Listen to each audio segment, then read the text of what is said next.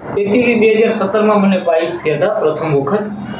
લોકવાયકાના હિસાબે મેં ક્યારેય પણ સર્જરી તરફ ધ્યાન દોર્યું પણ નહોતું. જે લોકોમાંથી વાહિયાત વાતો આવતી હતી કે સર્જરી નથી થતી, સક્સેસફુલ નથી. પછી છેવટે 2023ના અંતમાં ફરીથી છેલ્લો અમારા માટે આ સ્કોપ હતો અને મેં આ ગ્રીન લાઈફ હોસ્પિટલ ઉપર ટ્રસ્ટ કર્યો અને એ ટ્રસ્ટમાં હું આ હોસ્પિટલને 5 સ્ટાર આપું છું. એકચ્યુઅલી જે મનમાં દુવિધા હતી અને જેટલા પ્રશ્નો ઊભા થતા હતા એ બધા પ્રશ્નોનો સોલ્યુશન અહીંથી મને મળેલ છે. અને એકચ્યુઅલી હું એવું કહું કે આપણા બોડીમાં જે પેઇન કે જે ડર હોય એવું કશું હોતું નથી. એઝ એ ડ્રેસિંગ જેવું વાગ્યું હોય અને જેમ ડ્રેસિંગ કરાવીએ એટલી જ આની સર્જરી છે. બાકી આના હિસાબે આપણા પ્રશ્ન કાયમીના માટે સોલ્યુશન થઈ જાય છે. રાકેશભાઈ કનેરિયા આપણી સાથે અત્યારે.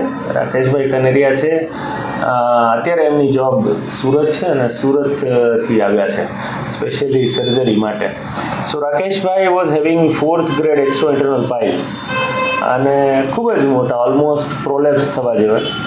અને it was difficult for us to have bridges, એટલે બે પાઇલ્સની વચ્ચે બ્રિજ કરવાનું. But we operated with bipolar and vessel sealer અને આજે 10 દિવસ પછી અમે એમને રજા આપીએ છીએ સુરત જતા આવો.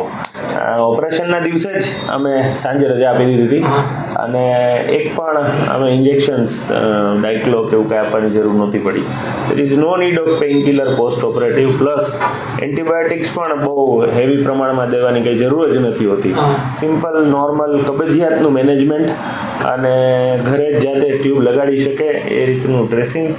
અને 4th ગ્રેડ પાઇલ્સ પછી ઇવન તમને એવો કંઈ નોન સ્ટોપ દુખાવો થવો સિંગલ દિવસ ખાલી 10 મિનિટ, સવારમાં 10 મિનિટ ખાલી દુખાવો, એમ છતાંય અમે દરેક પેશન્ટમાં કહીએ 3જો થી 8મો દિવસ ટોયલેટ જાય ત્યારે દુખે. બાકી 2 દિવસ પછી નોર્મલ તમને એમ લાગતો હશે 3 દિવસનું બોલ્યા હતા ને કે 3 દિવસ પછી દુખશે, હું તો એની રાહ જોતો હતો. તો હજી કેમ ના, અમારે એ નીતિ છે કે થોડું કંઈ તકલીફ જો થતી હોય ને તો અમે થોડું વધારે જ કહીએ જેથી કરીને પેશન્ટને છેલ્લે હેપીનેસ રહે. એટલે ઇવન કોઈ બ્લીડિંગ એપિસોડ્સ કે એવું હોય, કંટ્રોલ રોકી શકે.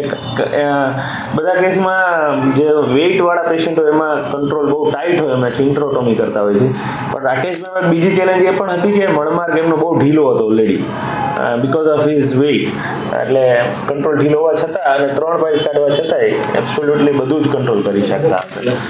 બીજા કોઈ તમારા જૂના અનુભવો? કારણ કે રાકેશભાઈ જ્યારે આવ્યા ત્યારે ખૂબ નેગેટિવ હતા કે સાહેબ મને થશે, ક્વેશ્ચન માર્કમાં જ રહ્યા હતા છેક સુધી કે મને કાંઈ આવો બધો પ્રોબ્લેમ તો નહીં થાય ને, કારણ કે ખૂબ બધું સાંભળીને આવ્યા હતા. એકચ્યુઅલી અહીંયા માટે મને આપવા માટે એક ઓપરેશન 5 વર્ષ પહેલાં, એટલે સમથિંગ 2019માં કોરોના પહેલાં કદાચ થયું હશે. એક મારા ફ્રેન્ડ એમના વાઈફે કરાવ્યું હતું. આ મને થયું એટલે પછી મને માટે આયુર્વેદ મારે જવાની જરૂર જ નથી, કારણ કે મેં 5 વર્ષ નીકાળી નાખ્યા હતા આમાં. પછી મેં રાકેશભાઈને ફોન કર્યો. રાકેશભાઈ તમે આપણે એકવાર વાત થઈ હતી કે ઓપરેશન કરાવ્યું છે, પછી ત્યાંથી બધી મેં માહિતી લીધી અને એવું જોયું, સાંભળ્યું હશે કે 5 વર્ષથી હજી કઈ નથી એટલે હવે નહીં થાય. એટલે રાકેશભાઈ 5 વર્ષ જૂના એક અમારા ઓપરેશન કરેલા પેશન્ટના રેફરન્સથી આવ્યા હતા. એટલે 50% તો એ જ પ્રોબ્લેમ સોલ્વ હતો કે એટલીસ્ટ એમને જોયું હતું. એટલે but the thing is few points. Piles varicosity છે વેઇન્સની.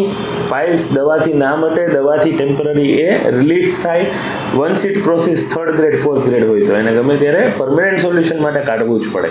યસ, ફિશર જે છે એ દવાથી મટી શકે, પણ પાઇલ્સ હેમરોઇડ્સ 3rd ગ્રેડ ઉપરના હોય એને ઓપરેટ કરીને કાઢવું જ જોઈએ. બીજી ગેરમાન્યતાઓ છે કે હરસના ઓપરેશન કર્યા પછી પાછું થાય. નો, એકવાર પાઇલ્સ કાઢવું હોય બરાબર તો એ પાછું ના થાય. કન્ડિશનલી સર્જિકલી સરખી રીતે ઓપરેશન ના થયું હોય, રહી ગયા હોય અંદર, તો એવું થઈ શકે. પ્લસ સપોઝ 2 પાઇલ્સ હોય અને 10 વર્ષ પછી ત્રીજી જે ટોટલ 3 વેઇન્સ હોય તો એમાં એવા કેસમાં થઈ શકતું હોય, પણ ઇટ ઇઝ વેરી રેર. સરખી જગ્યાએ ઓપરેટ કર્યું હોય તો એવું કાંઈ ના થાય. બીજી ગેરમાન્યતા એ છે કે ઓપરેશન પછી સંડાસનો કંટ્રોલ વયો જતો હોય છે. સંડાસનો કંટ્રોલ કશું જ ના જાય જો સરખી રીતે ઓપરેશન થાય. એમાં આપણે અહીંયા બાયપોલર વેસલ સીલર ટેકનિકથી કરતા હોઈએ છીએ એટલે ઓપરેશન પ્રોસેસ આખી ઓલમોસ્ટ બ્લડલેસ હોય છે. આમાં સગાને બોલાવતા હોય જનરલી ઓપરેશન કર્યા પહેલાં ને કર્યા પછી. તમારા સગાને બોલાવ્યા હશે તો અમારા ગ્લોવ્સ જોયા હશે ત્યારે ઓલમોસ્ટ બ્લડલેસ જ હશે. ઇવન ઓપરેશનની સર્જરી પછી પણ ભાઈ રાકેશભાઈ જાગતા હતા. So it is almost a bloodless surgery. એટલે બ્લડ લોસ કે બ્લીડિંગ બંધ કરવા માટે જે અમુક સર્જનો કટ કરતા હોય છે, કરવું પડતું હોય છે, એવું આપણા કેસમાં થતું નથી. So there is no chance of control loss. એટલે ખોટી ડરમાં જીવવું અને લાંબુ ખેંચવું, it doesn't makes any sense. So it has to be operated. બાકી બીજું કંઈ સુરતની મજા માણો હવે. રિયલી સર એ જ બીક હતી. એમાં એક એવું છે કે એક મારો ભાઈબંધ છે ને, એમને ભાઈબંધે આઈનો તો નથી, એને ઘણા 10 વર્ષ પહેલાં કરાવ્યું હશે. એટલે એને તો બહુ બ્લડ નીકળતું. મને કંઈક આખું બાથરૂમ બ્લડ વાળું થઈ ઓપરેશન પછી.